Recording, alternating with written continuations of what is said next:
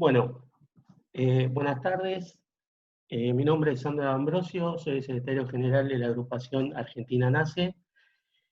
Bueno, bienvenido Carlos Tomada, amigo, compañero, ex ministro de Trabajo del compañero Néstor Kirchner y de la compañera Cristina Fernández de Kirchner, actual embajador en México. Bueno, bienvenido Carlos. La idea era que, bueno, tener esta charla donde seguramente nos vas a hablar sobre el futuro de las relaciones laborales en la pospandemia. Bueno, quería darte la bienvenida, agradecerte de nuevo. Ahí Gustavo va a leer unas cositas. Bueno, espero que te sientas cómodo y bueno, las puertas de Argentina Nace siempre están abiertas para vos, compañero. Gustavo. Bueno, creo que no necesita presentación, Carlos, pero formalmente lo vamos a hacer. Carlos Tomada fue ministro de Trabajo, Empleo y Seguridad Social de la Nación entre el 2003 y el 2015, como decía Sandro, la presidencia de Néstor y las dos presidencias de Cristina Kirchner.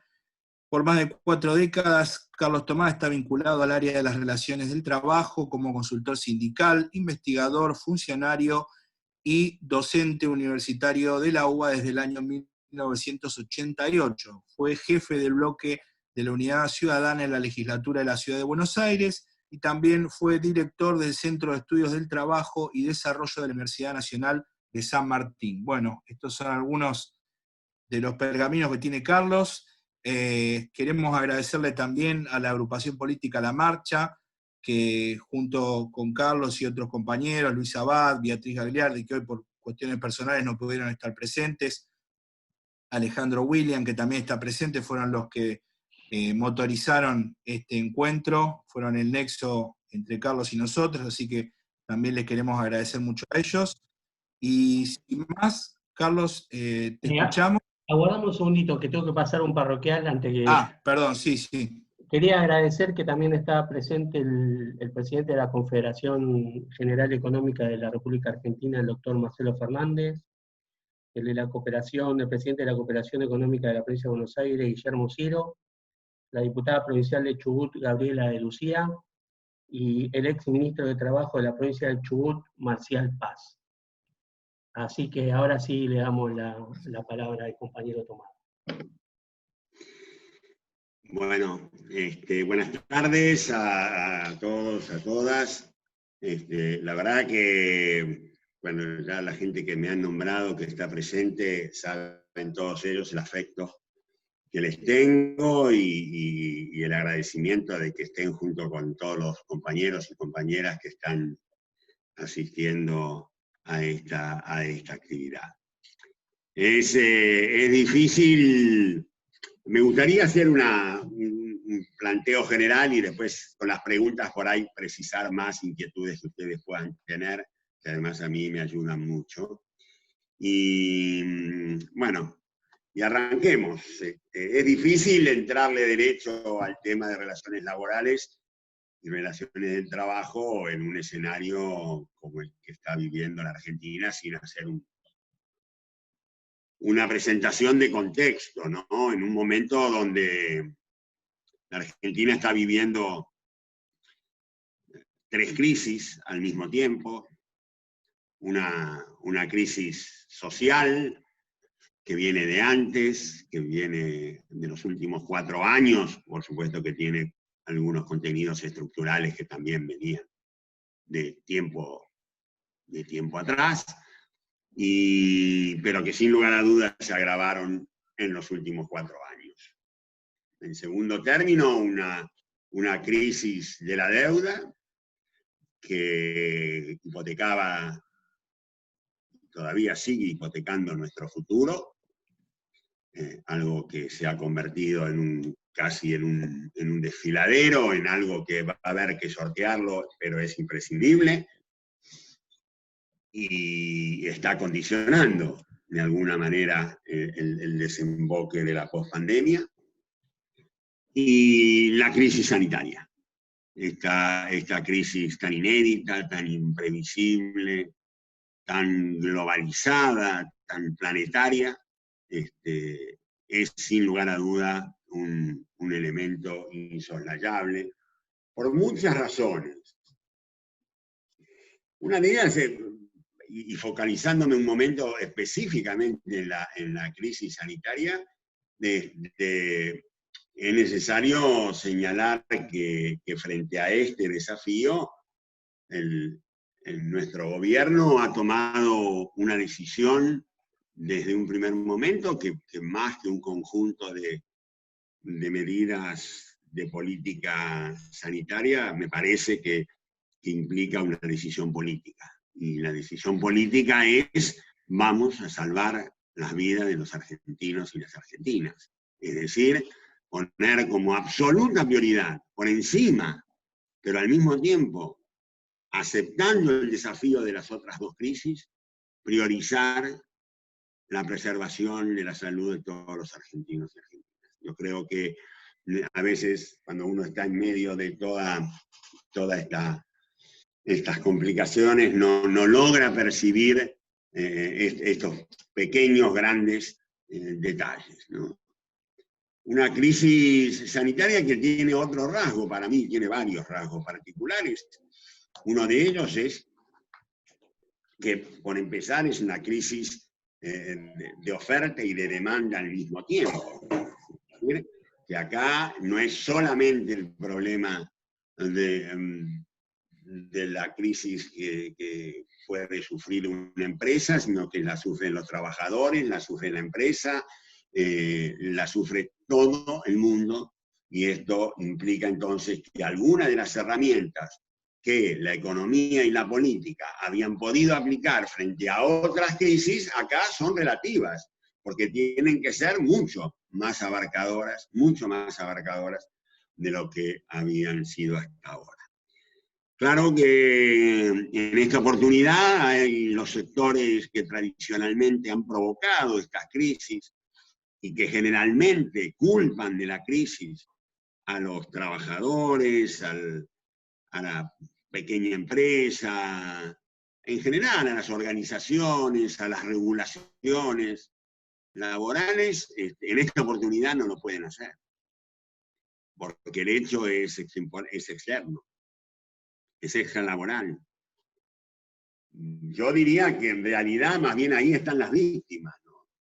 En la pequeña empresa y en los sectores más humildes y los trabajadores es el escenario fundamental, y vamos a hablar de eso porque sin lugar a duda esta crisis ha puesto en evidencia, ha visibilizado más aún los niveles de desigualdad que nuestro país arrastra y que es intolerable. Como dice el presidente, no podemos convivir con estos niveles de desigualdad que hoy tiene en la Argentina. Esta crisis también nos obliga a ser humildes, porque no hay recetas, todos deberían ser humildes, porque no hay recetas, no hay manuales, no hay capítulo 1, capítulo 2. En realidad se toman las decisiones a partir de determinados análisis, de determinados datos, y se prueba y se acierta, o a veces no tanto, y hemos visto lo que está pasando en otros países. Y yo creo que en ese sentido, lo que a mí me gustaría señalar es que nuestro gobierno lo que ha hecho ha sido ser fiel al mandato que había asumido en las urnas con motivo del triunfo electoral del 2019. Hay ahí una coherencia que me gustaría señalar. De todas maneras, hoy se habla permanentemente de nueva normalidad. A mí no me gusta mucho ese concepto para imaginar el escenario futuro, porque primero que es un oxímoron, no hay una contradicción, porque nueva remite a ruptura, a diferente, y normalidad, al contrario, da idea de lo normalizado, lo frecuente, lo común. Así que no creo que haya una nueva normalidad, y por otra parte, normalidad, si se refiere a la normalidad de la que venimos, creo que no es muy halagüeño. Creo que esa normalidad de la que venimos, que significó tanto pérdida del rol del Estado, tanto deterioro de lo público, es precisamente una normalidad que creo que ya hay consenso de que no debemos volver a esa normalidad. Pero bueno, decíamos que esta crisis ha producido un impacto a nivel planetario muy grande, y yo creo y quiero valorar esta actividad como tantas otras que se están realizando y que ustedes mismos vienen realizando en otros ámbitos. Porque yo creo que lo que hoy es necesario más que nunca es animarnos a pensar, a entender de que muchas de las cosas que digamos, que discutamos y que hagamos ahora van a condicionar o van a determinar o van a indicar cómo va a ser la pospandemia. ¿Sí? Yo digo siempre, el después es ahora.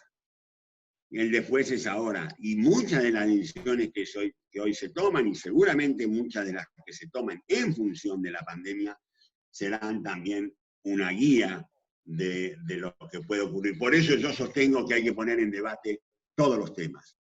Porque si algo hizo esta pandemia también, es que abrió la posibilidad a un debate que parecía cerrado, abrió las cabezas, obliga a cuestionar certezas, y creo que esto era más que necesario. Sin lugar a duda, el coronavirus ha sido un golpe muy fuerte para el neoliberalismo en decadencia que vive el mundo, y sin lugar a duda la Argentina.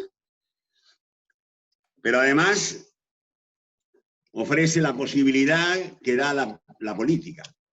La política se para frente a este desafío y termina con ese posibilismo monetarista, fiscalista en extremo, y busca respuestas para atender esta crisis desde decisiones y desde escenarios impensados. ¿O alguien hubiera imaginado que en un país donde hemos estado permanentemente recibiendo el lavado de cabeza, diría yo, la reiteración hasta el cansancio de lo negativo que es la emisión, nuestro gobierno se iba a ver en la instancia de tener que emitir para poder afrontar, y como lo hacen todos los países del planeta? O que el déficit famoso, el déficit fiscal, iba a ser hoy por hoy algo que en muchos países se está dejando de lado para afrontar la pandemia, y lejos de ser cuestionado, es celebrado.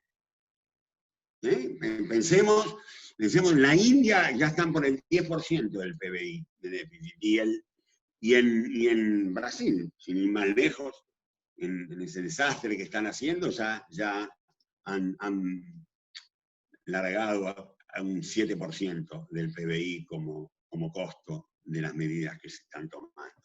Ni hablar Estados Unidos, que cada vez que se toma una decisión de ese tipo también es reconocido como valorado y valorable ese paso. Lo digo porque han sido demasiados los años donde se nos ha querido meter un discurso, y lo han logrado, ciertamente lo han logrado, y hoy la pandemia demuestra cuán relativo es eso. Y por lo menos abre la posibilidad de la discusión. Es indudable que la pandemia también nos lleva a hacernos dos preguntas. Y yo, la primera sobre todo, la dejo, no la contestaré demasiado porque no es cuestión solamente de contestar las preguntas, sino también de formularlas. Y es muy sencillo. Es preguntarnos qué hemos aprendido de la pandemia. ¿Cuál es el aprendizaje que nos va a quedar después de la pandemia? Cada uno encontrará distintas respuestas. Yo creo que hay algunas que son muy claras y que debemos prestarle atención. Y la otra pregunta es, ¿quién va a pagar? la crisis. Estamos claros que el Estado va a ocupar un rol central en la recuperación de la economía y de la vida cotidiana de los argentinos y las argentinas. Pero eso va a tener un costo. Eso va a requerir de recursos. Hoy parecería que es unánime la idea de este consenso alrededor del papel del Estado. No estoy tan convencido que haya acuerdo con respecto a la necesidad de quién pone los mayores recursos. Muchos de los que hoy celebran que el Estado esté afrontando y efectuando el aporte más grande, inédito, sobre el sector privado para tratar de preservar un poco el funcionamiento de la economía, no creo que muchos de esos sectores en el día de mañana no terminen siendo los que encabecen el periodo del ajuste. Y por eso creo que el debate va a ser intenso. Desde ahora, ya está lanzado. Es un debate que implica ideología, deseos, ideologías, alternativas, proyectos. Todo va a estar en discusión. Y tiene que estar en discusión. Porque si no está en discusión, va a terminar ocurriendo que vamos a volver a las recetas tradicionales. Y hay algo que tiene que quedar claro. Ni los trabajadores, ni los humildes, ni las pequeñas empresas son los que tienen que pagar la crisis. De ninguna manera.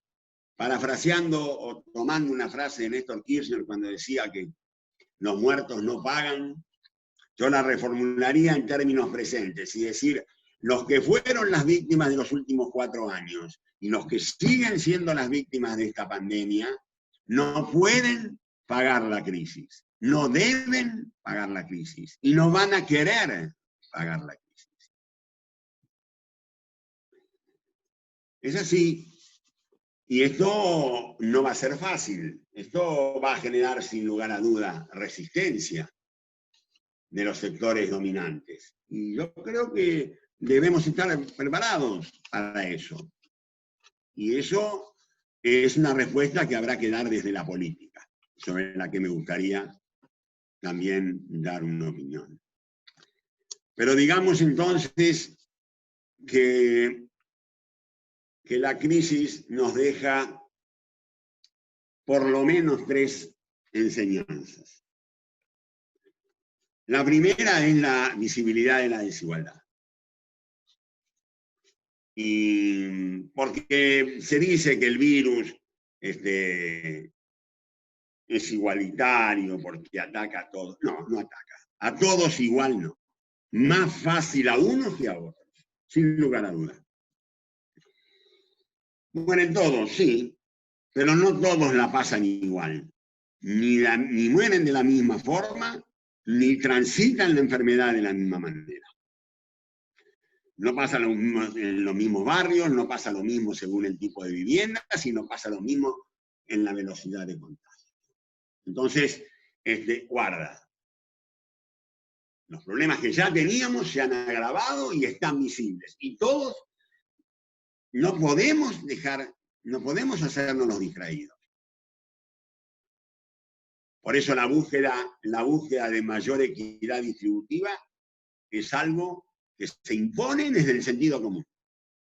Desde el sentido común, no desde una lógica exclusivamente política e ideológica, que no me molestaría.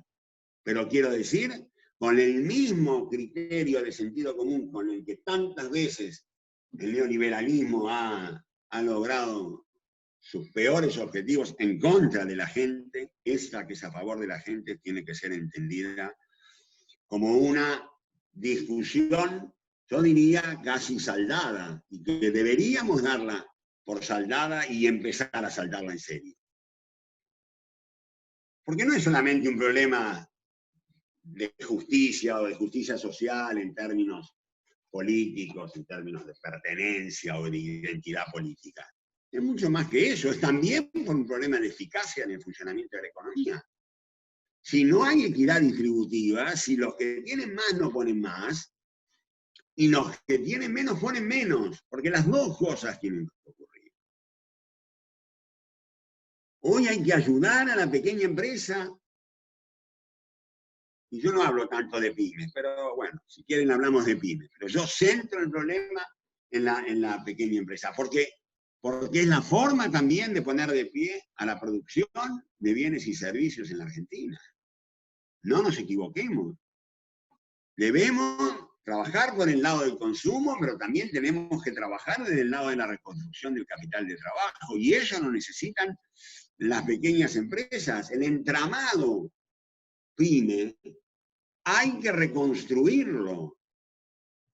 La ecuación pyme-empleo se va a convertir en un eje fundamental de la pospandemia, y tiene que serlo. Alguien me puede decir, bueno, son buenos deseos. Sí, probablemente, pero yo espero que sean mucho más que buenos deseos. Confío en mi gobierno, sé la convicción que Alberto Fernández tiene en la materia, ha ratificado ese compromiso con los trabajadores y con el sector pyme hace pocos días, y sin lugar a duda hay un consenso bastante extendido de que por ahí tiene que empezar la recuperación.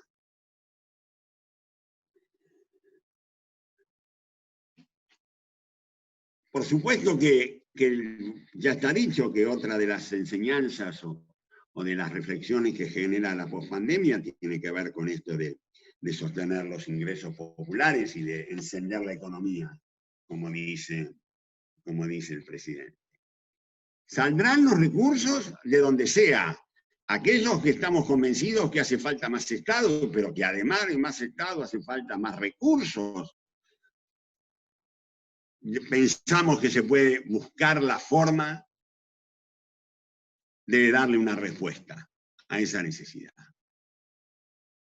Hemos discutido demasiado sobre la pobreza, y citándolo a Piketty, sería bueno que discutiéramos un poco más la riqueza, ¿no?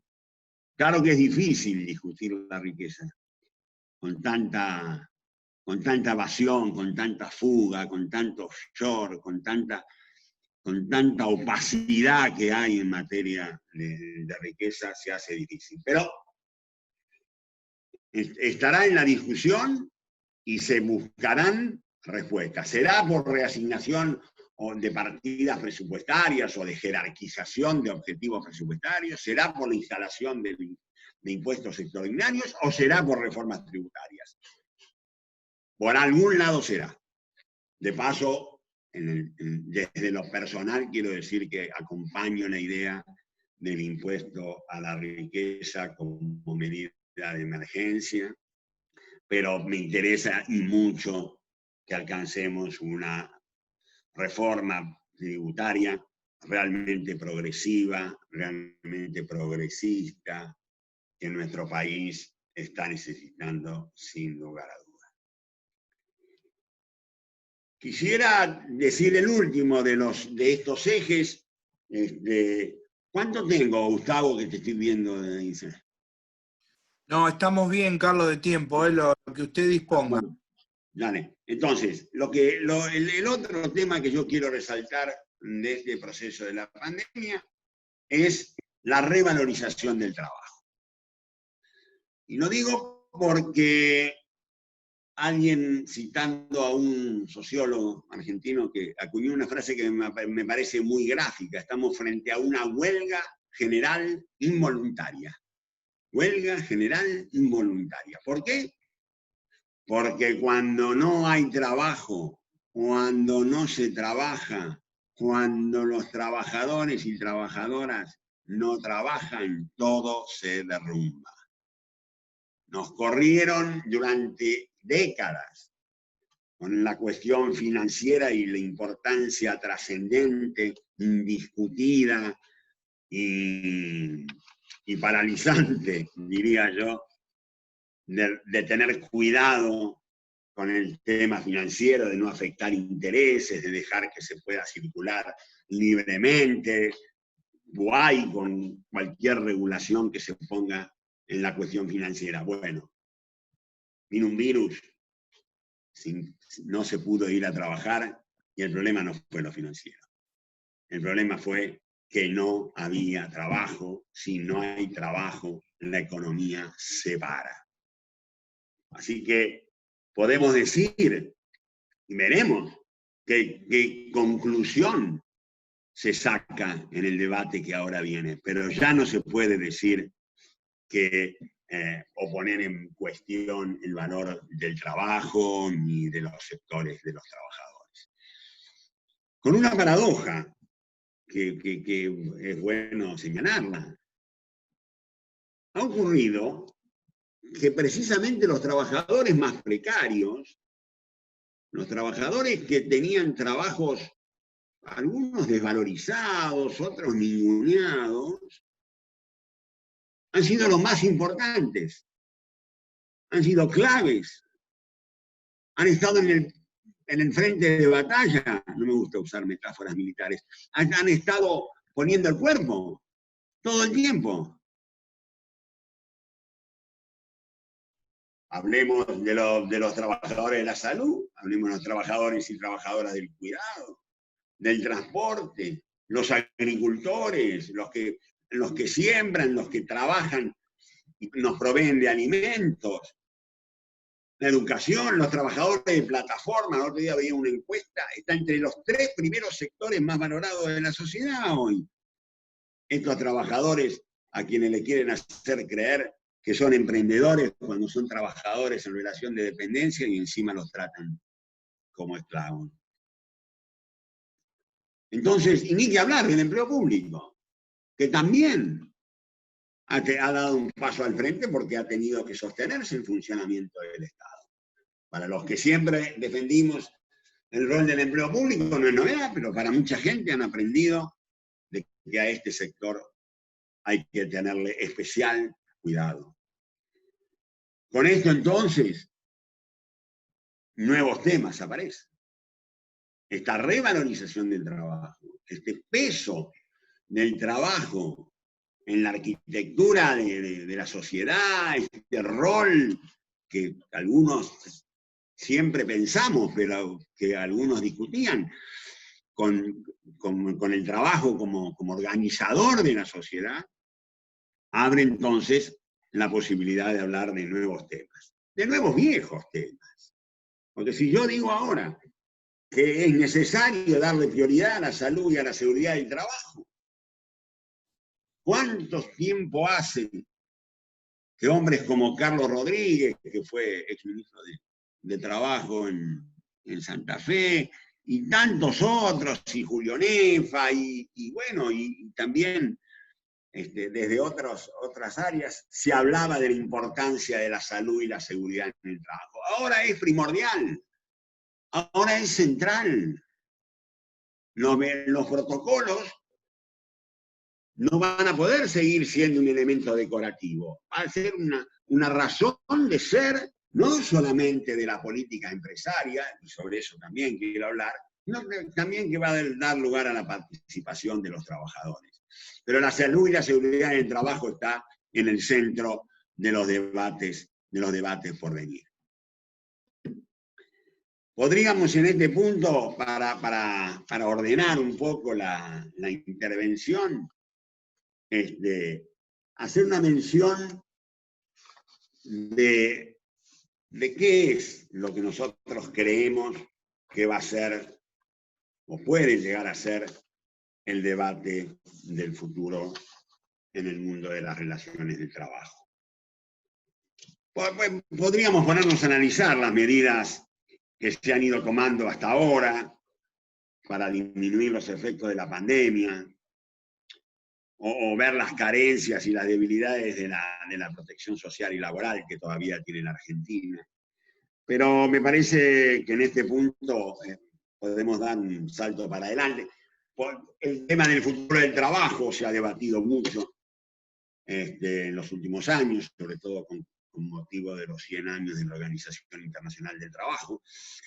Pero a mí me gustaría hacer otro enfoque que tiene que ver con estos trabajadores que se levantan todas las mañanas y van a cuidar enfermos, van a la entrega de alimentos o de medicamentos, todos estos trabajos llamados esenciales, se han llegado a definir como esenciales, los que se encargan de la limpieza de la ciudad, de las casas, de las oficinas, en los almacenes, los que almacenan esas mercaderías para su posterior distribución. A esa gente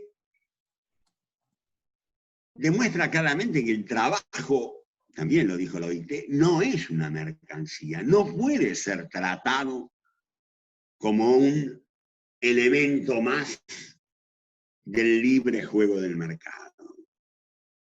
Que cuando lo dejamos librado a las fuerzas del mercado, lo que aparece son desigualdades, y desigualdades absolutamente arbitrarias y discriminatorias. No puede ser, lo estamos viendo, esas tareas, hoy que han estado descalificadas o poco valoradas, hoy se convierten en prioridad. Entonces, eso también podría ser una enseñanza de la crisis. Basta, las personas no son recursos.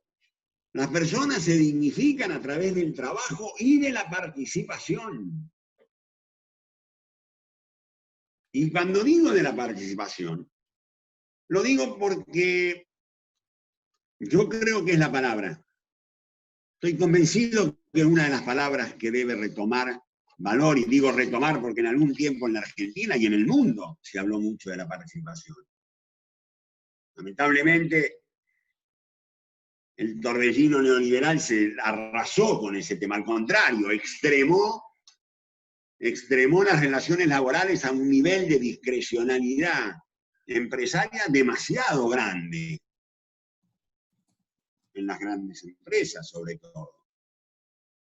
Entonces, yo creo que hay que retomar esta idea de la participación.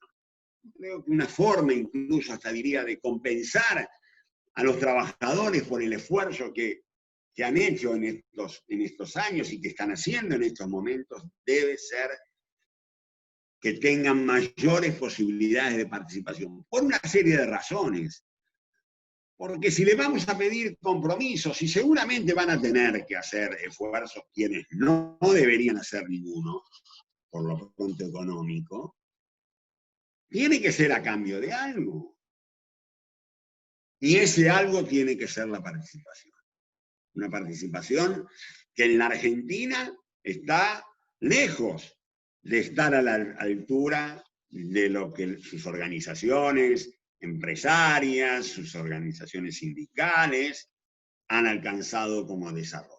Argentina tiene, con su más y con su menos, un sistema de representación y de organización que ha estado también en la base de la respuesta que se ha dado frente a la lucha contra la pandemia, porque la Argentina tiene un nivel agregado de organización bastante interesante, pero no lo tiene en términos de participación. Y creo que debe saldarse, empezar a resolverse ese tema, con grandes ventajas, con grandes ventajas. Creo que alguna vez he dicho que si algo pienso con respecto a mi gestión, es que debería haber hecho más porque la democracia entrara al interior de las empresas. Creo que se podría haber hecho más. Bueno, mencioné hace un rato a Carlos Rodríguez, mencioné el tema de la salud y seguridad, ahí tienen un ejemplo de lo que estoy diciendo. Porque la participación se puede dar a muchos niveles. En Santa Fe y en la provincia de Buenos Aires existen los comités mixtos de salud y seguridad. Va a ser un tema fundamental de participación frente a un hecho que es parte ya del contexto. No es, bueno, seamos buenos y hagamos más prevención en las empresas, ¿no? Ahora hay que cuidar la salud de los trabajadores como un imperativo categórico. Y por lo tanto, es necesario que los trabajadores participen en esos comités mixtos, en la definición de cómo es la salud y la seguridad que ellos conocen más que nadie, y por eso debe ser preservada con su participación. Pero ese sería un ejemplo. También tenemos la participación en lo que significa la participación de la mujer en el trabajo. Esto es algo que también tenemos una deuda, como todos sabemos, y seguramente va a ser un reclamo importante, imprescindible, que va a alterar absolutamente aquella normalidad de la que venimos. Las mujeres han sido también primera línea en todo sentido, en el hogar, en el trabajo, en este tiempo, no porque no lo eran antes, seguramente lo eran, y por eso la demanda y la reacción de ese ejemplo monumental que es el movimiento de mujeres y su impronta, pero que ahora también eso tiene que ocurrir en el terreno del trabajo. Fíjense ustedes, la mujer obtiene el voto mayoritariamente en el mundo, ¿saben cuándo? Después de la Primera y la Segunda Guerra Mundial. ¿Por qué? Porque fue un reconocimiento político al rol que habían cumplido las mujeres. Bueno, yo digo, una consecuencia de esta pandemia es reconocerle a los trabajadores y a las trabajadoras la necesidad de su participación, como consecuencia de aquel esfuerzo. Y ya hemos avanzado en algunos terrenos. En el terreno de la formación profesional, acá hay gente que pertenece al ámbito de la construcción, tienen una interesante trayectoria ya en ese camino de búsqueda tripartita de buenas políticas de formación profesional y de capacitación, que es fundamental en el futuro. Pero también va a haber que pensar en la participación en la organización del trabajo. Los empresarios que están saben muy bien que del saber de los trabajadores siempre hay un aprendizaje y que eso puede implicar una ganancia para la empresa. Bueno, también que participen, poniendo a disposición ese saber, haciendo sugerencias y siendo retribuidos en función de esos beneficios. En la instauración de nueva tecnología, este debate, si la tecnología sí, no, si afecta, no afecta. La tecnología avanza, se impone, pero hay formas y formas. Puede ser contra los trabajadores o puede ser con los trabajadores. Y hoy es la hora de que sea con los trabajadores. Lo mismo la participación en las ganancias. No nos asustemos tanto. Está en la Constitución, 14 bis, y siquiera es una desgracia peronista, porque el 14 bis es una reforma de la Constitución que se convocó para derogar la Constitución peronista del 49. Y ese 14 bis es de todo el pueblo argentino. Tenemos que avanzar. ¿Y por qué tenemos que avanzar en la participación de las ganancias? Y porque la recuperación del salario va a ser lenta. Va a haber recuperación del salario, porque para nuestro gobierno es un tema fundamental, el salario y el empleo, lo ha sido y lo seguirá siendo. Pero es cierto que va a haber sectores que se van a recuperar más rápido, y tenemos que fortalecer la demanda para fortalecer el movimiento económico. Bueno, entonces aquellas empresas que le ha ido muy bien, incluso durante la pandemia, o que pueden empezarle a irle bien apenas volvamos a encender la economía, como dice Alberto, deben tener sistemas y esquemas que en función de la productividad, en función de las mejoras, en función de las ganancias, fundamentalmente, puedan repartir algo de esos beneficios sobre los trabajadores, que por supuesto tendrán garantizada su remuneración básica de convenio colectivo. En fin, creo que este tema de la participación tiene por último una justificación que ya señalé, que es la necesidad de que todos se sientan parte. La empresa como comunidad de intereses, la empresa como conjunto de intereses compartidos. Tenemos que empezar a incorporar estos conceptos. Yo sé que la participación no va a ser de un día para otro, ni tiene por qué serlo, y que tiene distintos niveles de intensidad y distintos contenidos. Bueno, como sea, y lo que sea. Pero tenemos que hacerlo. Y así como lo digo a nivel de la empresa, también lo digo a nivel superestructural. Yo creo que cuando el presidente ha colocado como una de sus leyes fundamentales, junto con la reforma judicial, junto con la ley del aborto, ha colocado la creación del Consejo Económico Social, tiene que ver con un reconocimiento al rol que los actores sociales tienen que cumplir formalmente en la Argentina. Y no hay nada mejor que eso se institucionalice. No es la panacea, no estoy diciendo que sea la panacea. Lo que digo es que es el lugar donde deben estar representados todos los intereses. Y lo más genuinamente posible. A mí no me preocupa que haya 1, 2, 3 centrales sindicales en estos tiempos. Me interesa que todos los trabajadores se sientan representados en ese organismo. Como también creo que está bien que esté el grupo de los 6. ¿Cómo no va a estar? Pero también tiene que estar la pequeña empresa, con sus representantes, que deberán trabajar por la unidad, y creo que acá hay algunos caracterizados miembros. Me dijeron que por ahí estaba Marcelo Fernández, le mando de paso un cariñoso saludo.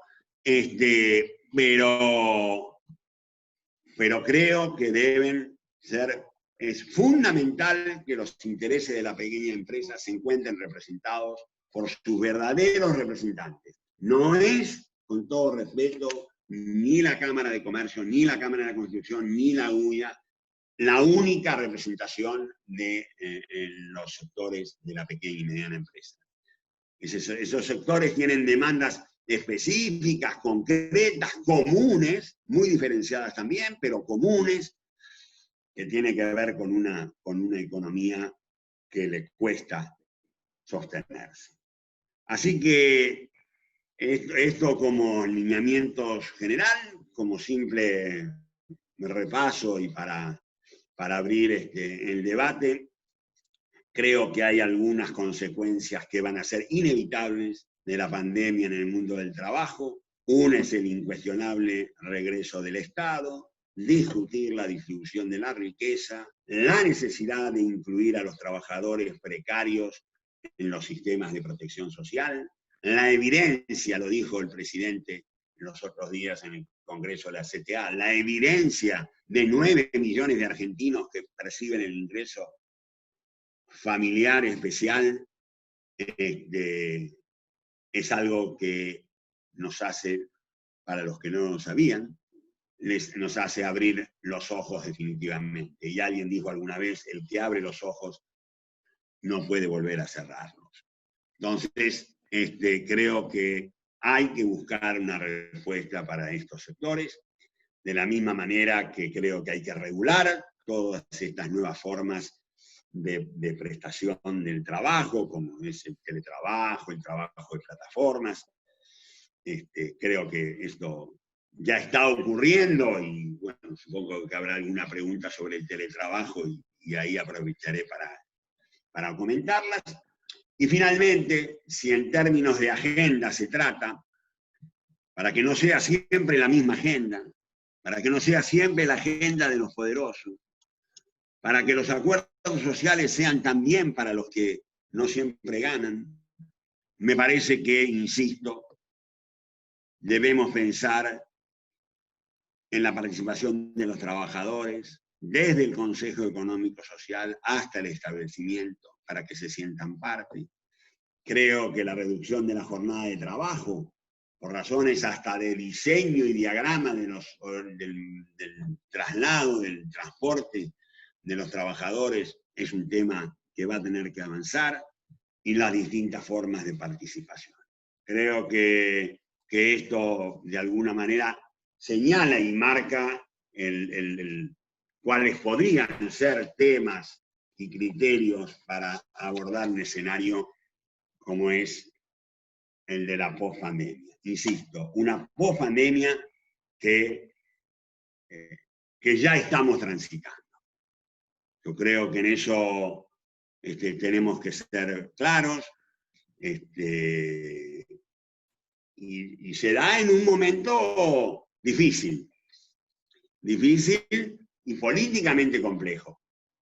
Y no voy a negar mi pertenencia ni mi identidad política, quiero cerrar con una breve reflexión sobre qué es lo que está en juego. Nosotros pensemos un instante nada más cómo hubiera sido enfrentar esta pandemia con un gobierno de la Alianza Juntos por el Cambio, del gobierno de Cambiemos. Creo que solamente eso nos tiene que hacer pensar nuestro comportamiento político. No podemos volver al mundo anterior, porque no es que vuelve lo mismo, viene peor, como lo estamos viendo en otros gobiernos del mismo signo en la propia región. Y creo que hay una enseñanza que nosotros tenemos que sacar. Nosotros logramos construir la unidad básicamente para terminar con el neoliberalismo. Había un sentido y una dirección que iba incluso más allá de ganarle a Macri.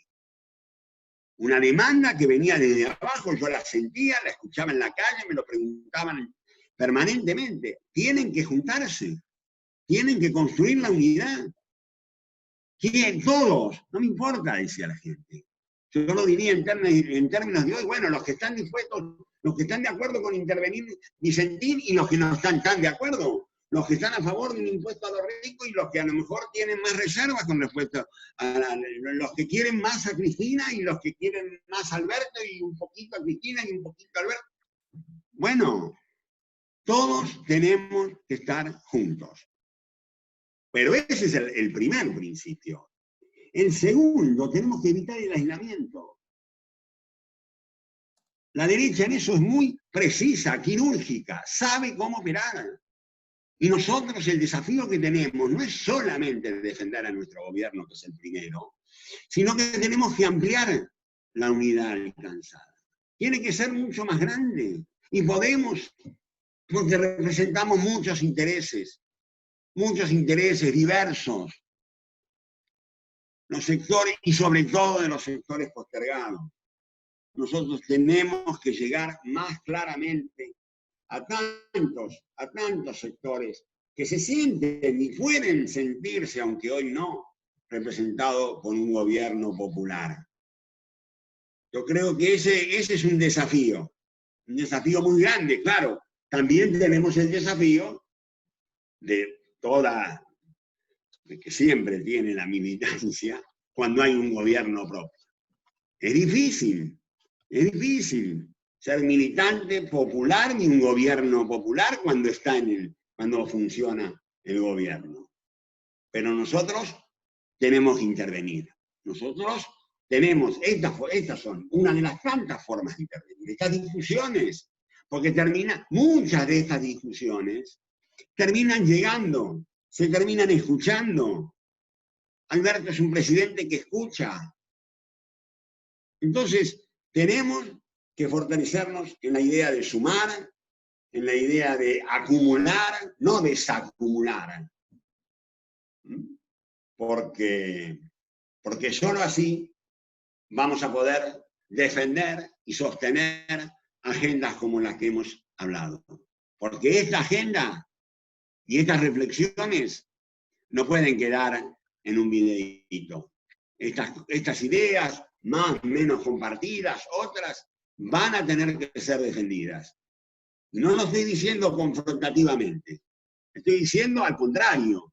Estoy diciendo que tenemos que tener la capacidad de sentarnos a dialogar con otras fuerzas, con otros sectores sociales, con otras actividades, con otras agrupaciones, para generar un ámbito donde podamos hablar sobre esto, aunque no estemos de acuerdo en algún punto, pero que podamos hablar sobre estos nuevos temas, que son los temas que de verdad van a decidir el futuro del desarrollo económico y social de la Argentina.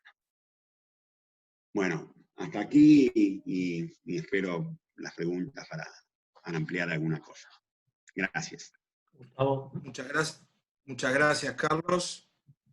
Tenemos preguntas, las fuimos agrupando temáticamente, porque son bastantes. Bueno, tenemos, por ejemplo, una consulta del compañero León Basso y el compañero Roberto Conchesco. Le piden su opinión acerca de la nueva ley de trabajo recientemente sancionada y si cree que el teletrabajo es la emergencia de una nueva forma de relación laboral.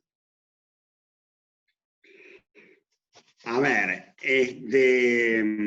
por empezar, para que no haya ninguna duda, sí, estoy a favor de la ley de teletrabajo. De hecho, nosotros en el año 2007 habíamos presentado y así un proyecto de ley que no llegó a tratarse y así fue reconocido muy generosamente en la Cámara de Diputados, que se mencionó como el primer proyecto que había habido sobre el teletrabajo. Creo que sí, que el teletrabajo es una modalidad de prestación, no es una forma nueva de contratación, ¿no? Es una modalidad de prestación que tiene algunas condiciones de trabajo que la hacen diferente. Pero yo acá quiero hacer un pequeño señalamiento. Yo cuando hablo del teletrabajo, créanme que no hablo del teletrabajo ese tan bonito que nos muestra siempre, por ejemplo, la página económica de la Nación, que muestra esta cosa de la gente con la computadora en la falda, mirando por la ventana, que una plaza adelante siempre. Bueno, no. Eso está muy bien, eso es cierto, eso hace rato que viene funcionando, hay gente que tiene la posibilidad y el placer de teletrabajar desde su casa y me parece muy bien. Acá, cuando hablamos del teletrabajo como trabajo, como relación de dependencia, como exigencia, como contrapartida. Y por eso creo que está muy bien la solución que ha adoptado la ley, que por un lado incluye al teletrabajo como una de las modalidades de prestación de la ley de contrato de trabajo, una más, pero con la expresa, señalando en segundo término, que la alcanza la igualdad de trato con los presenciales, o sea, no hace diferencias entre trabajadores presenciales y trabajadores y teletrabajadores, pero al mismo tiempo incorpora, como no podía ser de otra manera, 5, no sé cuántos, principios básicos, fundamentales, que hacen a la particularidad, como pasa con otros trabajos. Y me parece bien que como principios generales estén establecidos en una ley. No, quienes decían dejar esto librado al convenio colectivo, me parece que tiene demasiadas complicaciones. Ahora el convenio colectivo podrá reglamentar, y seguro lo va a hacer, los distintos convenios, la aplicación del teletrabajo según el tipo de actividad. Pero establecer en la ley el derecho a la desconexión para preservar la compatibilidad de la vida laboral con la vida personal me parece imprescindible. Porque, cuidado, el teletrabajo se vende como una compatibilización de la vida personal con la laboral y puede ser la destrucción de la vida personal, si no se le pone límites. También estoy de acuerdo con el derecho a la reversión y me parece importante que esté en manos de los trabajadores. Me parece que distinto es el caso, o debería ser el caso de alguien que empieza a trabajar en teletrabajo. Yo creo que quien empieza a trabajar en teletrabajo ya acepta las reglas del teletrabajo, no es que plantea después una posterior ingreso como trabajador presencial. Me parece bien que se preserve el derecho a la intimidad del trabajador y, por supuesto, de la confidencialidad de los datos de la empresa como obligación del trabajador. Dije que estaba, por supuesto, que el principio general es la igualdad de derecho con los presenciales, por eso me parece que las cláusulas que hacen alusión tanto a la provisión de elementos, provisión de elementos para el trabajo, como las cuestiones vinculadas con la representación sindical, son una lógica consecuencia de la igualdad de trato. Así que, en general, comparto la idea de esta nueva ley del teletrabajo. Bueno, acá nos pregunta la compañera Sandra Nicolás, quisiera saber desde su visión si sería importante poner en valor el armado de mesas de discusión entre trabajadores, empleadores y el Ejecutivo para plantear realmente el estado en que nos vamos a encontrar en la pospandemia. ¿Qué estado nos vamos a encontrar en la pospandemia? Bueno, creo que sobre eso ya hice alusión en otro momento de la intervención, así que sí, por supuesto que estoy de acuerdo y que acepto todas las modalidades de convocatoria y de institucionalidad que puedan aparecer y que puedan construirse. Bueno, seguimos con las preguntas. Tenemos una desde México, el compañero Eduardo Paladín, de la UOM. Nos dice, bueno, felicita por su exposición, Carlos, y pregunta cómo se modificará o qué transformaciones son posibles de esperar en el mundo del trabajo post-pandemia y en medio de una transformación tecnológica que excede a lo que es el teletrabajo. Sí, largamente, claro, lo excede, por supuesto. No, yo creo que el proceso de incorporación tecnológica se va a mantener, digamos, creo que es inevitable. Lo que quiero alertar es que eso no debe generar la idea de que asistimos a una suerte de fin del trabajo, a un reemplazo todo por robots. Me parece que en general todos esos estudios son un tanto apresurados, seguramente hay que hacerlos, bienvenidos, sirven para pensar y para imaginar. Pero me parece que lo más importante es el contexto político en el que se desenvuelve la incorporación tecnológica. Lo digo porque el mundo ha atravesado distintas facetas y distintos momentos de grandes revoluciones tecnológicas y ha dependido más que de la propia tecnología, del contexto político y social que rodeaba esa incorporación tecnológica. No fue lo mismo la incorporación tecnológica de fines del siglo XIX, comienzo del siglo XX, que la incorporación tecnológica a mediados del siglo pasado. Creo que en un caso, bueno, fue arrasadora, bueno, dio lugar al nacimiento de la OIT para parar los excesos, y creo que en cambio la de mediados del siglo XX, rodeado de gobiernos populares, de la presencia de la Unión Soviética como un elemento disuasivo, un sindicalismo que era fuerte y era contraparte efectiva, me parece que hizo que virtuosamente hubiera incorporación tecnológica al mismo tiempo que aumento de productividad, mejora del empleo y mejora del salario.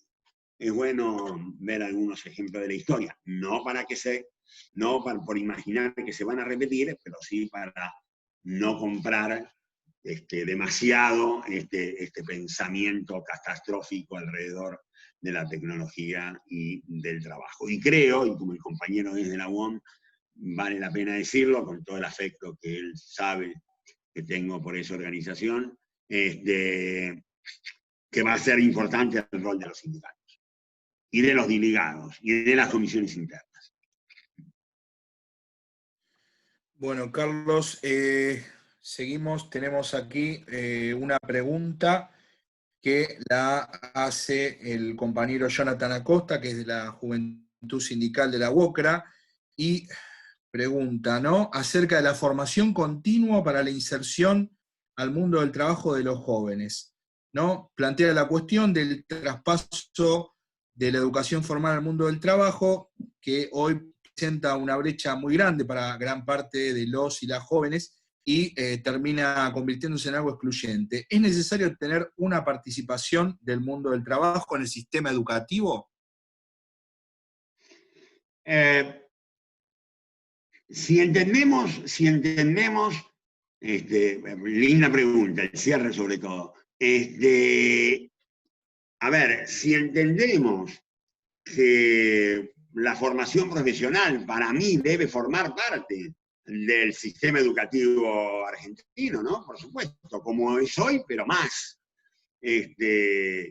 creo que por supuesto tienen que participar los trabajadores. Y si no formara parte, digamos, porque yo lo digo así porque hay una parte que es, por ejemplo, el CONET, los talleres, las escuelas talleres y las escuelas técnicas, que creo que debe tener participación los trabajadores, pero también deben tener participación los trabajadores en el terreno, en el diseño, en la propuesta, en la evaluación de las necesidades. Hoy acá, por lo que recién acabo de estar tocando un poco algunos botoncitos, y para ver más gente, porque yo estoy con teléfono, no tengo, como viste Alberto Fernández, que con la caneta y ve a todo el mundo, solo lo mío más modesto, pero veo que está un compañero de la CGT de Zona Andina, en fin, veo de varios lados. Yo creo que en ese sentido, digo, Guillermo Ciro, los compañeros de la UOCRA, Guillermo Ciro por el sector empleador, los compañeros de la UOCRA por la parte sindical, creo que podrían hablar un rato largo sobre las cosas que se han podido hacer y que faltan por hacer y que había mucho que mejorar en materia de formación profesional, con participación de empleadores y trabajadores. No tengo ninguna duda. Si hay un terreno donde debería avanzarse mucho más, es en ese. Bueno, Carlos, vamos con una última pregunta, si le parece. Es de Germán Aloy Alós, de la provincia de Corrientes. Ellos son miembros de nuestra agrupación.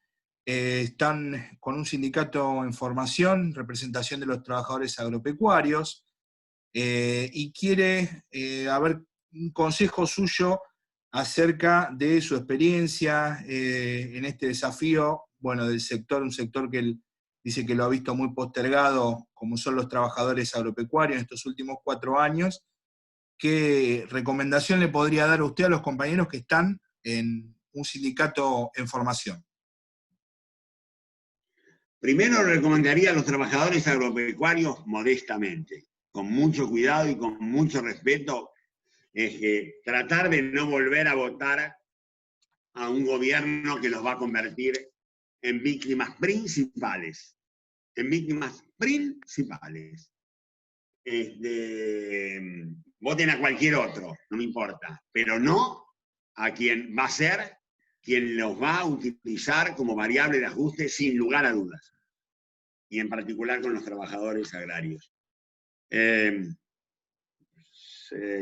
A ver, yo vengo formado por la idea del sindicato único y creo que centralizar la representación siempre es importante.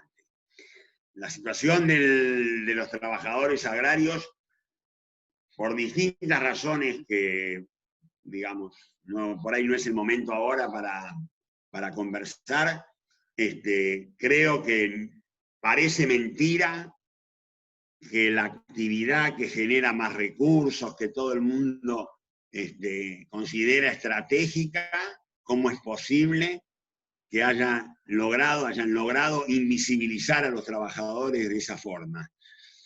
Tienen un sindicato grande, pero que no ha dado todas las respuestas, evidentemente, que por eso florecen los sindicatos alternativos. Yo creo que los trabajadores quieren organización. ¿Y se la dan o se la consiguen? Y si se la consiguen, y si la piden, y si pelean por ella, la ley prevé mecanismos para poder conformar sindicatos que después compulsen con otros sindicatos para ver cuál es el más representativo. Yo creo que es un trabajo difícil, lo sé, pero hay que trabajar, hay que laburar para armar un sindicato y superar muchas dificultades y bueno, y finalmente, como pasó con tantos otros, se logran los objetivos. El sindicalismo agrario tiene pendientes, sí, un crecimiento, una consolidación, y yo aliento, por ahora aliento a todos aquellos que quieran conformarse sus organizaciones sindicales. Después llegará el momento de una nueva unidad. Bueno, Carlos, hemos terminado con este bloque de preguntas. Creo que se han abarcado todos los temas y ahora le paso la palabra a Sandro para que él disponga del cierre. Bueno, Carlos, muchas gracias por tu tiempo que te has tomado. En nombre de la agrupación Argentina Nace, muy agradecido. Se encuentra toda la mesa directiva de Argentina Nace, se encuentra el intendente de Hermoso Campo de Chaco, el intendente Nico Requena, el compañero secretario general de la CGT de la UOCRA de Río Negro, Damián Miller. Y bueno, y ahora por último le quiero dar la palabra a Pablo Dasneve, que es nuestro presidente de la agrupación, para que él haga el cierre. Pablo. Gracias, Sandro. No, por favor. Bueno, gracias, Sandro. Bueno, como dije en otra oportunidad, muy difícil hablar después de Carlos.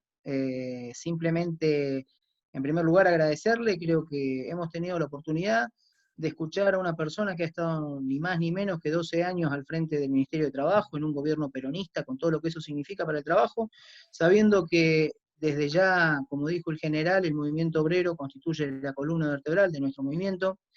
La importancia de tener de primera mano su experiencia, su opinión, su visión sobre cómo va a evolucionar las relaciones laborales luego de esta situación, y brevemente hacer una referencia que creo que es importante, tomando un poco lo que señaló Carlos. Hoy nos estamos viviendo una situación que es totalmente excepcional. Creo que pocas veces en la historia reciente y no tan reciente se ha dado una circunstancia como esta, donde más allá de los problemas económicos endógenos que podemos tener como país, nos enfrentamos a una pandemia de carácter mundial que ha impactado en todas las economías. Y como bien dijo Carlos, esto es una situación de crisis tanto de demanda como de oferta. Es decir, tenemos problemas de todo tipo y no existen soluciones que estén en los manuales de economía. Creo que el coronavirus, una de las cosas que ha hecho es quemar todos los manuales de economía con los cuales todos nos hemos formado, todos hemos estudiado y todos hemos trabajado. Así que estamos ensayando quizás a prueba y error, pero entendiendo que esto es una cuestión que está sucediendo en todo el mundo, no es una cuestión que esté sucediendo aquí. Justamente hoy había, y lo traigo como ejemplo, había un tuit que publicó el presidente de Estados Unidos, Donald Trump, diciendo que es escandalosa en el ingreso que está teniendo el trabajador norteamericano. Esto haciendo referencia a una nota del New York Times donde señalaba los grandes empresarios cómo habían aumentado su fortuna aún en el contexto de la pandemia. Entonces creo que esto es algo, sabiendo que obviamente nadie puede acusar a Donald Trump de socialista, pero claramente es algo que está sucediendo en todo el mundo, es algo que nos obliga a repensar, es algo que nos obliga a darnos cuenta que las reglas del juego han cambiado, y sobre todo a tener muy en claro los principios que ha tenido siempre el peronismo. Recordar que siempre el justicialismo ha trabajado en pos de los trabajadores. Sabemos que Carlos desde su gestión, y uno puede dar fe aquí desde el Chubut, con todo lo que ha trabajado en su momento con los gobiernos justicialistas para defender a los trabajadores, y realmente no olvidarnos justamente de eso. Han cambiado las reglas, tenemos que acostumbrarnos a eso, tenemos que entender cuáles son las nuevas reglas, pero siempre teniendo en cuenta el bienestar de los trabajadores. Así que simplemente agradecerte, Carlos, tu presencia, es realmente para nosotros un honor haberte podido escuchar, y también, por supuesto, agradecerle a todos los compañeros que nuevamente un sábado se juntan de esta manera, que bueno, virtualmente podemos tener compañeros de todas las provincias para poder escuchar y aprender. Así que es todo por mí, agradecerte mucho, Carlos, la presencia, y bueno, seguiremos en contacto. Para mí un gusto, un saludo enorme para todos, un gran abrazo, y a los compañeros que hacía tiempo que no veía y compañeras, un beso enorme y un abrazo de esos que nos debemos y que nos encantaría darnos entre argentinos. Bueno, muchas gracias a todos por la participación, abrazo peronista y nos vemos en la próxima. Aplauso.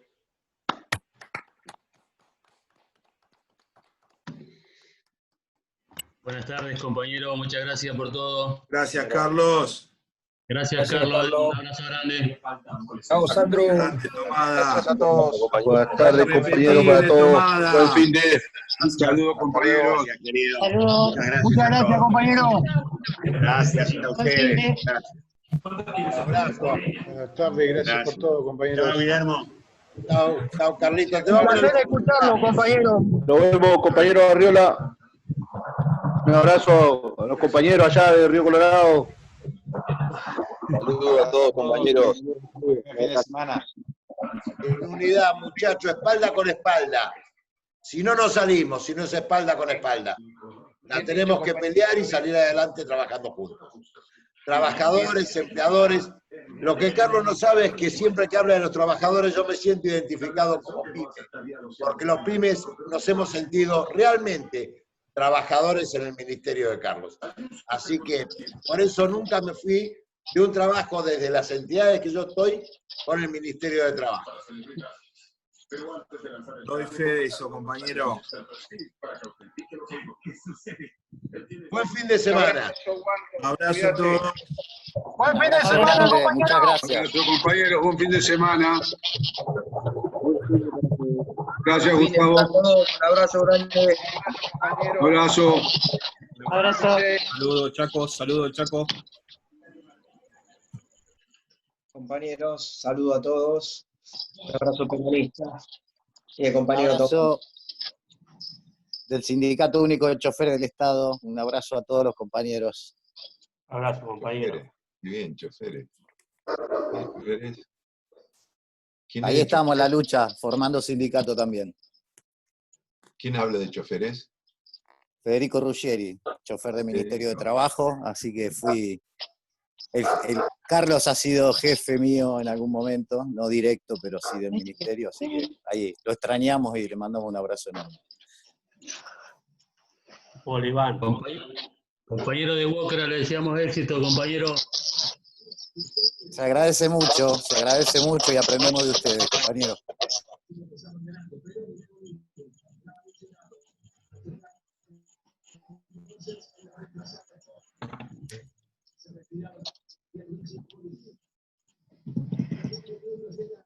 Hay que